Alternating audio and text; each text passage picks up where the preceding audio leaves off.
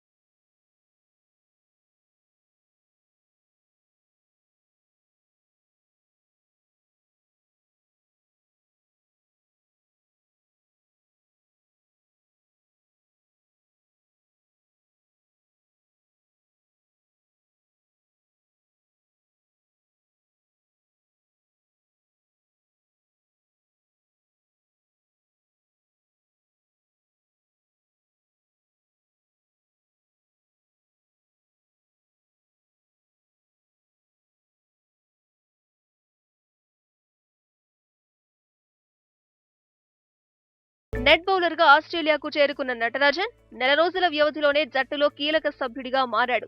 ముందుగా టీ20 జట్టుకు ఎంపికయ్యాడు. అద్భుత బౌలింగ్ తో అద్దరగొట్టాడు.